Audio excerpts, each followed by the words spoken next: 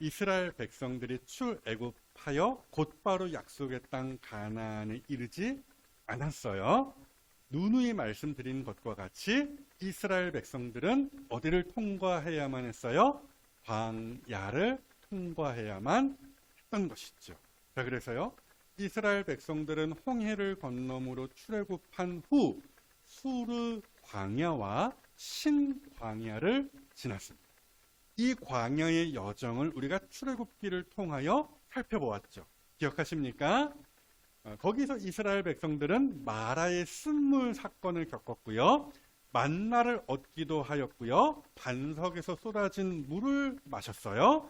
아말렉과의 전투도 경험했습니다. 이 모든 일이 3개월 동안에 있었고요. 그 후에 보시는 것처럼 이스라엘 백성들은 시내산에 다다릅니다. 그곳에서 이스라엘 백성들은 하나님께 모세를 통하여 십계명을 받았고요. 성막 설계도도 받았죠. 아무튼 그렇게 말씀을 배우고 성막을 짓기까지 약 1년을 거기서 머물다가 이제 약속의 땅 가나안으로 향하는 것인데요. 역시나 이번에도 광야를 통과합니다. 그 말하자면 장엄한 이야기가 바로 여기 민수기서에 기록이 되어 있는 것이죠. 뭐 복잡한 설명은 필요 없고요. 우리는 이번에도 그들의 광야 생활을 거울 삼는 거예요. 광야와 같은 세상을 사는 오늘의 우리가 이스라엘 백성들의 그 광야 생활을 통하여 아하, 하나님께서 원하시는 것이 이런 것이구나 깨닫고요. 아하, 이렇게 행하면 하나님께 회초리를 맞는 것이구나 이렇게 깨닫는다라는 것이죠.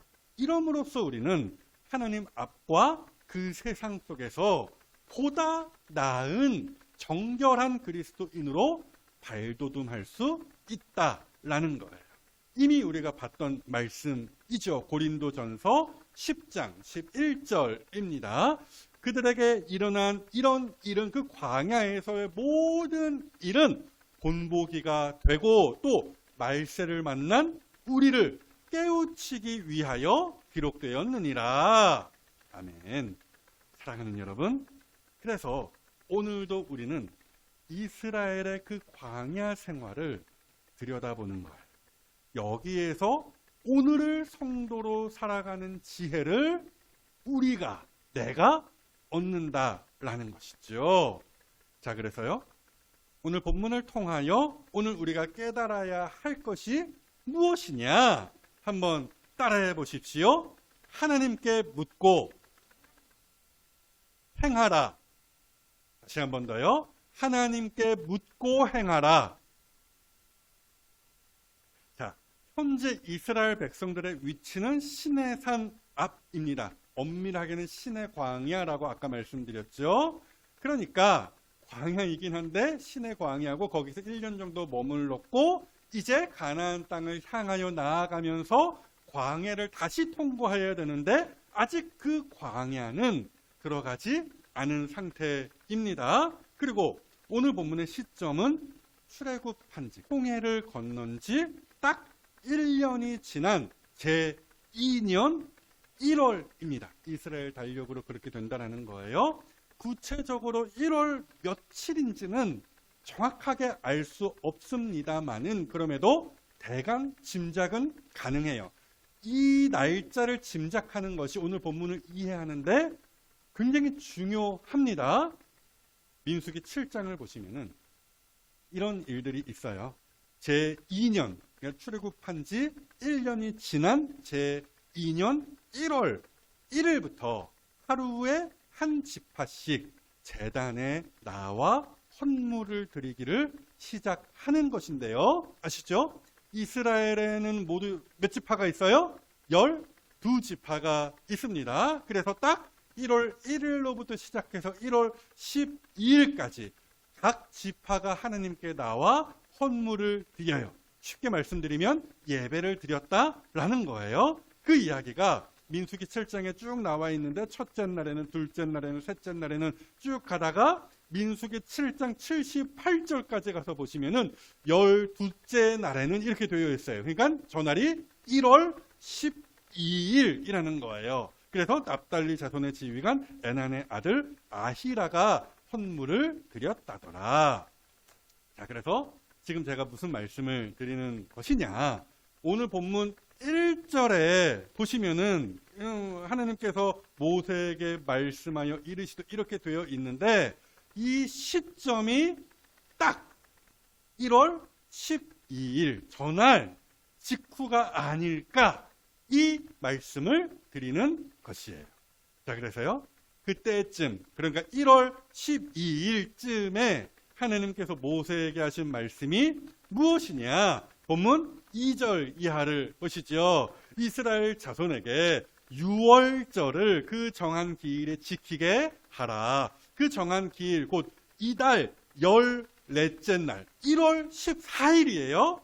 1월 14일 해질 때에 너희는 그것을 지키되 그 모든 율례와 모든 규례대로 지킬지니라. 자, 보세요. 여기에 유월절이라는 말이 나옵니다. 그냥 넘어갈까 했지만 말이 이왕 나온 김에 한번 짚고 넘어가는 것이 좋겠죠. 유월절 어떤 절기예요? 6월에 드리는 절기입니까? 그럼 7월절도 있어요. 8월절도 있고 그게 아니라 하나님께서 애굽에 내리셨던 바로 그 결정적인 심판이죠. 뭐였어요? 10번째 재앙 죽음이었어요. 바로 그 심판으로부터 이스라엘 백성들이 구원받은 날을 기념하는 날, 그 절기, 그게 바로 유월절입니다. 6월, 7월 아니에요. 6월, 넘을 유, 넘을 월입니다. 한마디로 넘어갔다라는 의미예요. 뭐가 넘어갔다고요? 하나님의 심판이 넘어갔다라는 거예요. 아무튼 그날 유대인의 달력으로 며칠이라고 했어요? 1월 14일에 이스라엘 백성들은 가정별로 흠없는 1년 된 순양을 잡아 예수님을 예표하는 거예요. 어찌되었든 그 순양을 잡아 불에 구워 먹고 누룩 넣지 않은 빵과 쓴 나물을 아울러 먹습니다. 이게 유월절 규례예요. 물론 지금 와서는 이 유월절을 지킬 필요가 없죠. 혹시나 주변에 유월절 지켜 우리 교회는 이단이에요. 그런 종교단체 다 이단입니다. 어찌되었든 오늘 하나님께서는 모세를 통하여 말씀하시기를 너희들이 애굽에서 나올 때 제1년 1월 14일에 지켰던 그 유월절 너 알지? 그거 이번에 1년 전에 지켰으니까 돌아오는 1년 제2년 1월 14일에 반드시 잘 정확하게 지켜야 한다. 이 말씀을 하나님께서 오늘 본문 1절에서 모세에게 하셨다라는 거예요. 언제쯤에? 1월 12일에 말씀하셨다라는 것이죠. 그러니까 보세요. 오늘 본문에 9장 1절의 이 시점으로부터 6월절은 고작 사흘 정도, 이틀이나 사흘 정도 남았다라는 것이죠. 이해가 가시죠? 이러니까 이스라엘 백성들 안에서는 난리가 난 거예요. 원래는 6월절 나흘 전부터 6월절 준비를 하거든요. 1월 10일부터 어린 양 고르고 하여튼 그런 준비를 해요. 근데 제 상상입니다마는 추측입니다마는 이스라엘 백성들은 넋을 놓고 있었던 것 같아요. 그냥 아무 생각이 없었던 것 같아요. 아무 준비 안 하고 있다가 느닷없이 하나님께서 모세를 통하여서 야 1월 14일이 6월절인 거 알지? 하나님께서 이렇게 말씀을 하시니까 말 그대로 그런 표현이 있잖아요. 발등에 뭐가 떨어졌다? 불이 떨어졌다라는 거예요. 그래서 오늘 본문 6절과 같은 저런 사태가 벌어지는 것입니다. 보십시오. 그때에 사람의 시체로 말미암아 부정하게 되어서 유월절을 지킬 수 없는 사람들이 있었는데 그들이 그날에 모세와 아론 앞에 이르러 그에게 이르되 우리가 사람의 시체로 말미암아 부정하게 되었거니와 우리를 금지하여 이스라엘 자손과 함께 정한 기일에 여호와께 헌물을 드리지 못하게 하심은 어찌함이니까. 그러니까 몇 사람이 우르르 몰려와서 모세에게 한다는 말이 대충 풀어서 이야기하면 이런 거죠. 우리 유월절 참여하고 싶거든요. 그러니까 저 사람들에게 마음은 있는 거예요. 하나님을 향한 열심, 하나님을 예배하고자 하는 의지는 있는 거예요. 그런데 아차, 집안 어르신 장례를 치르느라 그 어르신의 시체를 좀 만졌네요. 그래서 우리가 부정한 상태가 되었네요. 뭐 어려운 설명은 일단 넘어갑니다. 그럼 부정하게 되었으니까 우리가 유월절 예식에 참여하지 못하게 되는 것입니까? 그럼 우리 다 죽게 되는 것입니까? 이스라엘에서 떠나야 되는 것입니까? 뭐 이런 식으로 따져 물었다라는 것이죠. 자, 설명이 다소 복잡할 수 있는데요. 보세요. 이스라엘 백성들이 출애굽한 후 광야 생활을 1년여 하면서 하나님의 법도와 율례를 아는 지식이 제법 늘었습니다. 그 사실을 우리는 저 한 구절에서 확인할 수 있는 거예요. 이스라엘 백성들이 1년간 광야 생활을 하면서 그 사이에 이스라엘 백성들은 모세를 통하여 하나님의 법도와 율례를 듣고 배웠는데요. 가령 이런 말씀이죠. 부모나 가족의 시신을 만지면 부정하게 된다라는 말씀이라든지 부정하게 된 자는, 정결하지 못하게 된 자는 예배에 어떤 예배든 참여할 수 없게 된다라는 말씀이라든지 말입니다. 이런 말씀들을 다 이스라엘 백성들이 광야에서 듣고 배웠던 거예요. 그러니까 저런 이야기를 모세 앞에 나와서 따져 물을 수 있는 것이죠. 결정적으로 유월절 예식에 참여하지 않는 자는 백성에게서, 이스라엘 백성에게서 끊어진다, 망한다라는 말씀까지 말입니다. 확인해 보실까요? 그 말씀이 출애굽기 12장에도 있었고 같은 말씀이 오늘 본문에도 있어요. 본문 13절 말씀인데요. 유월절을 지키지 아니하는 자는 그 백성 중에서 끊어지리니. 그러니까 하나님의 법도와 율례에 따르면, 그렇죠? 사람의 시신을 만짐으로 부정하게 된 자는 7일 동안 격리가 되어야 하거든요. 그게 율법이었습니다. 그러면 당장 내일 모레 글피에 있는 유월절 예식에 이 사람들은 참여하지 못하게 되는 것이고 백성 중에서 끊어지는 저주를 받게 된다라는 것이잖아요. 그래서 보시는 것과 같이 이렇게 우르르 몰려와서 모세에게 따지고 있었던 것이에요.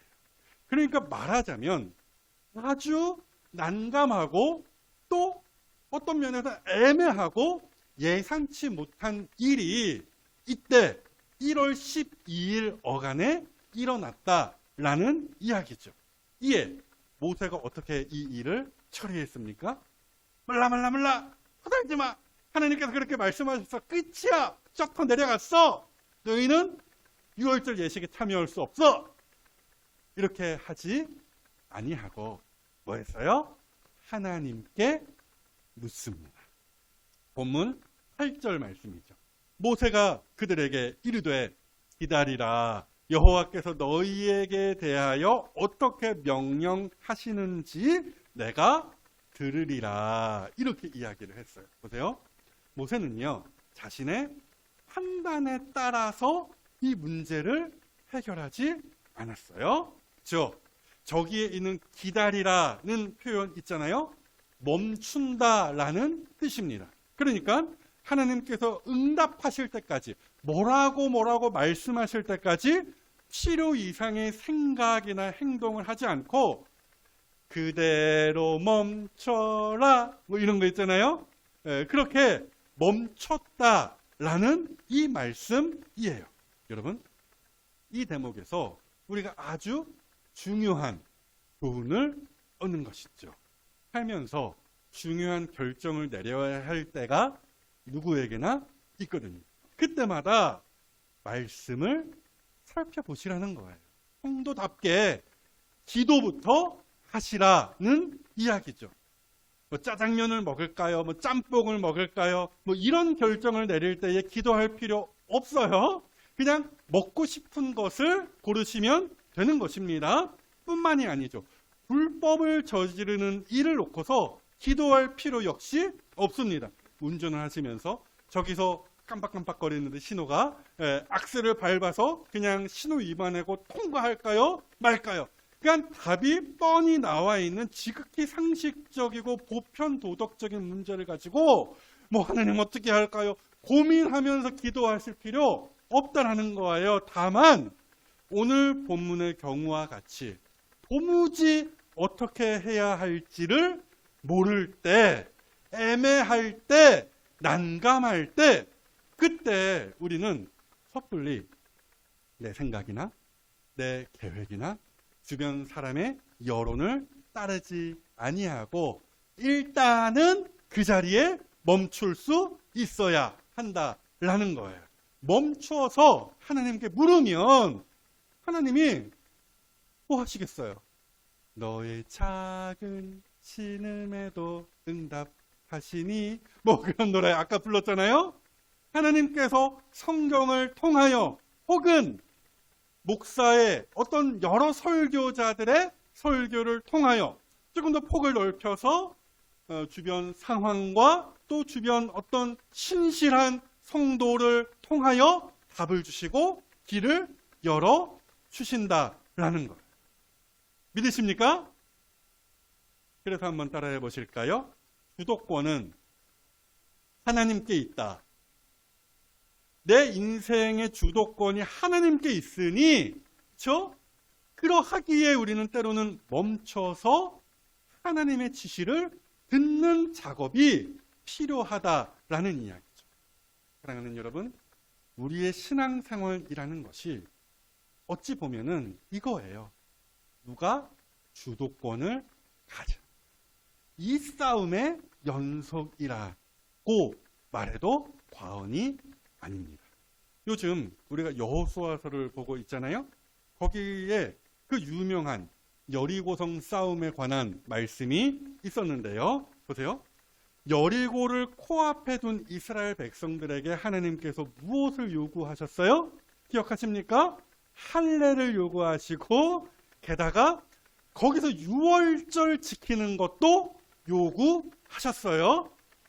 모르긴 해도 요단강을 건넜잖아요. 이스라엘 백성들이. 기적적으로 건넜잖아요. 하나님께서 건너게 하여 주셨죠. 그 백성들의, 이스라엘 백성들의 사기가 하늘을 찔렀을 거예요. 안 봐도 비디오죠. 안 봐도 USB예요.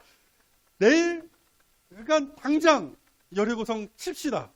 우리는 할 수 있습니다. 아자 할 수 있다. 뭐 이런 분위기가 이스라엘 백성들의 분위기가 아니었을까 하는 것이죠. 근데도 하나님께서 그 상황에서 기다려. 지금은 아니야를 시전하셨다라는 말씀이에요. 왜요? 말하자면 하나님께서 주도권 싸움을 지금 이스라엘 백성들과 하고 계셨던 거예요. 진격과 승리보다 또 부흥보다 하나님께 대한 믿음과 순종이 먼저라는 사실을 뼈저리게 그 여리고성 앞에서 하나님께서 이스라엘 백성들에게 가르치고 계셨다라는 것입니다. 여러분, 우리 인간들은요, 너나 할 것 없이 보통이 아니에요. 무슨 말입니까? 어떻게 해서든지 남을 다스리려 하고요. 모든 일을 자기가 주도하고 싶어 하는 본성을 강하든 약하든 가지고 있다라는 거예요. 우리가 또 주중에 보았어요. 기브온 사람들이 여차여차하여 여호수아와 이스라엘 백성들을 속이는 일이 있었거든요. 바로 그때 성경은요, 여호수아와 이스라엘의 그 성급함을 이렇게 꼬집었습니다. 여호수아 9장 14절이죠. 어떻게 할지를, 이 문제, 이 애매한 문제를 두고 어떻게 할지를 여호와께 묻지 아니하였다. 그렇죠? 오늘 본문과 아주 대비되어서 안타까운 장면이 아닐 수가 없는 거예요. 모세의 뒤를 이어서 이스라엘 백성들을 너무나 잘 이끌던 여호수아가 바로 저 장면에서 삐끗했던 것이죠. 여러분, 여기에요. 여호수아와 이스라엘 백성들만의 문제였을까요? 그렇지 않죠.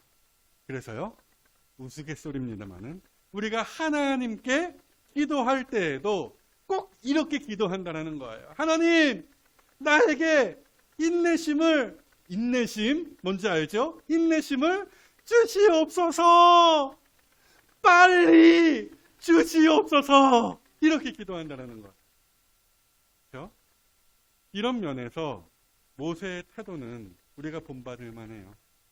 기도한다 하면서도 주도권을 끝까지 놓지 않으려고 하는 우리에게 아주 큰 도전을 주는 것이죠.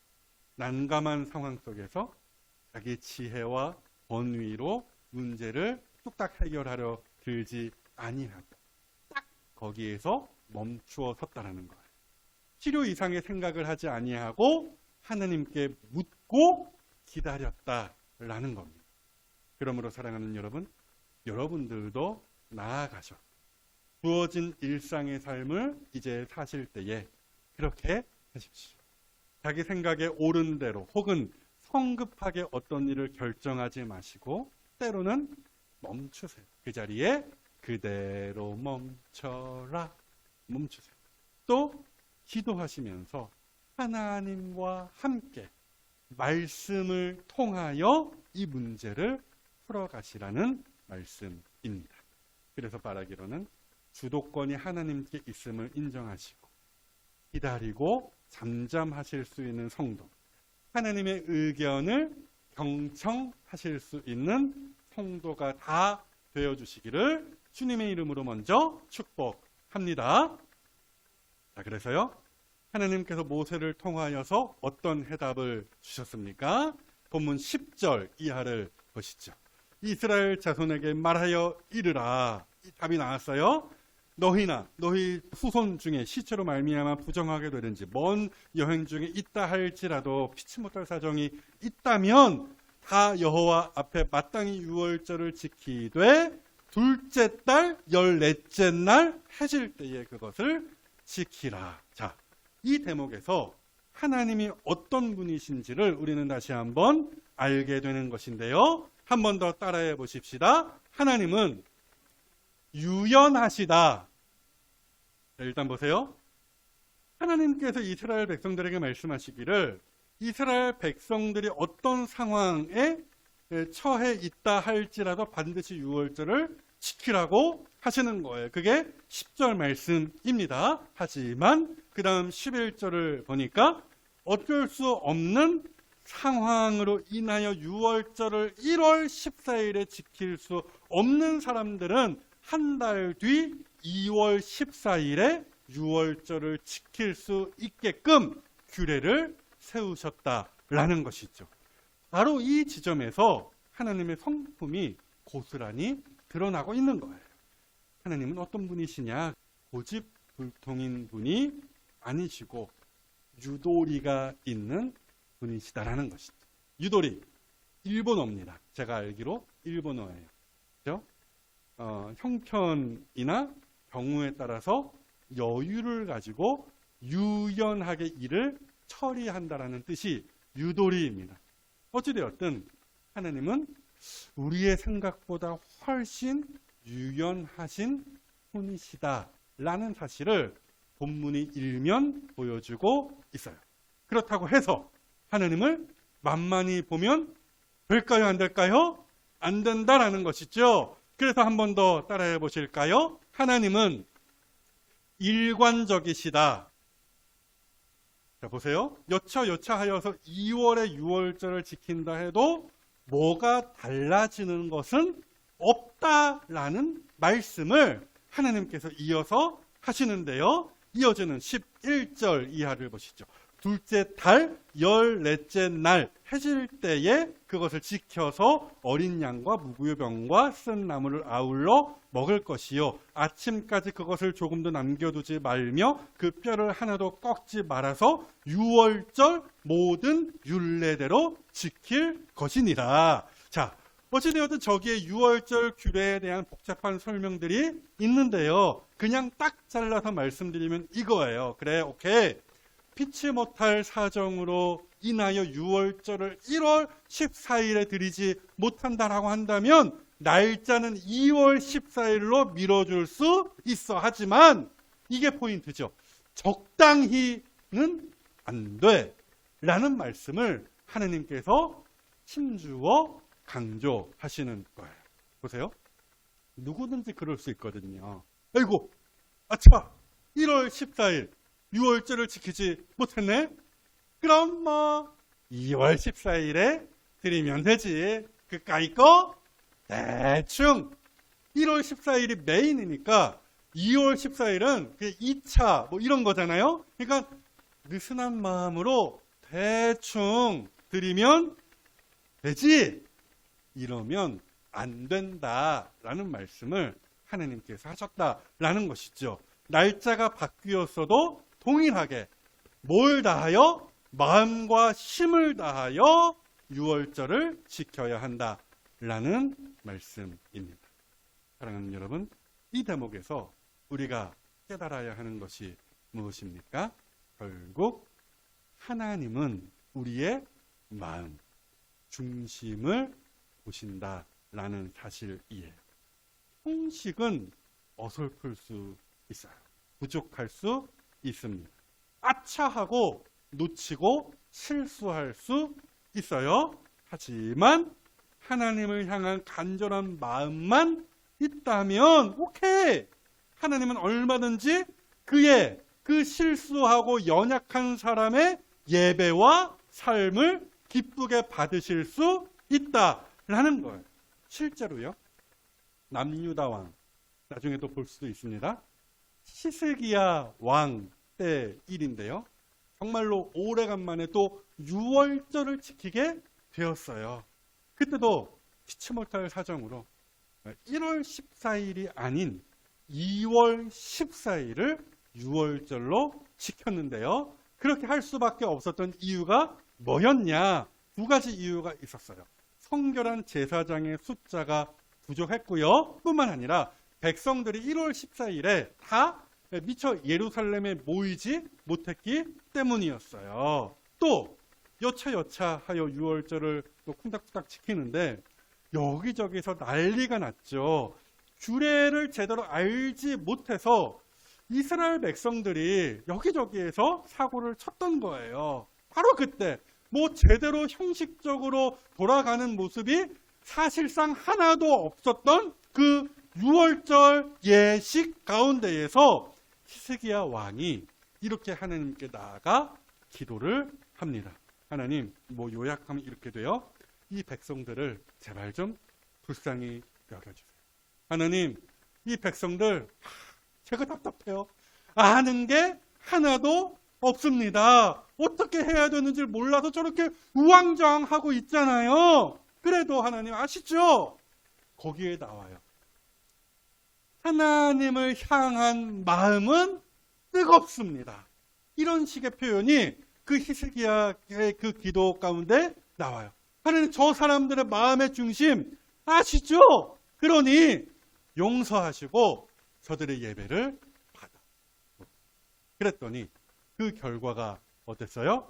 확인해 보실까요? 역대하 30장 20절 말씀이에요. 여호와께서 히스기야의 기도를 들으시고 백성을 고치셨다더라. 하나님께서 그 얼렁뚱땅 말하자면 우왕좌왕 우당탕탕 그 유월절의 예배를 기뻐 받으셨다라는 것. 사랑하는 여러분, 무슨 얘기입니까? 형식, 그딴 거 필요 없다라는 얘기예요? 아니, 형식 중요해요. 중요하지 않다, 필요 없다, 그런 이야기를 하는 게 아니에요. 하지만 하느님께서는 그의 중심을 더 중히 여기신다라는 것입니다. 우리식으로 따지면 이렇게 각색할 수 있을 것 같아요. 주일에 피치 못할 사정이 생겨서 예배에 참석하지 못할 수 있잖아요. 그런 경우 있습니다. 뭐 어디 해외 출장을 간다든지, 뭐 코로나에 걸린다든지, 뭐 가족 행사가 있다든지, 하여튼 우리가 상상할 수 없는 별의별 일이 갑자기 뭐 토요일 날 닥칠 수 있다라는 것이죠. 그럴 때 우리가 어떻게 해야 되겠어요? 뭐 다음 주에도 주일이 있는데 다음 주에 예배 드리면 되지. 그냥 얼렁뚱땅 넘어가면 되나요? 그런 게 아니라 온라인 예배를 드린다든지, 있는 곳에서 가까운 교회를 찾아가서 예배에 어쨌든 참여한다든지, 아니면 혼자서라도 말씀 쫙 뭐 이런 거 혼자 뭘 봐야 될지 모른다라고 한다면 쫙 펴서 한 장 읽고 기도하고 찬송 쫙 펴서 아는 찬송 나오면 성탄절 찬송이 나왔는데 어쨌든 그거라도 부르면서, 그렇죠? 형식은 좀 애매하고 어설프더라도 내 마음을 하나님께 있는 자리에서 드리면 되는 거잖아요. 그러니까 비록 형식은 제대로 갖추지 못했지만 내 마음이 온전히 하나님을 향하여 있다면 하나님께서는 그의 예배와 삶을 기쁘게 받으신다라는 거예요. 자, 그래서요, 오늘 우리가 주목할 만한 성경의 말씀 한 구절 여기에 있습니다.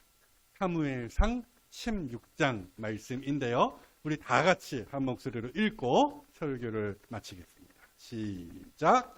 내가 보는 것은 사람과 같지 아니하니 사람은 외모를 보거니와 나 여호와는 중심을 보느니라 하시더라.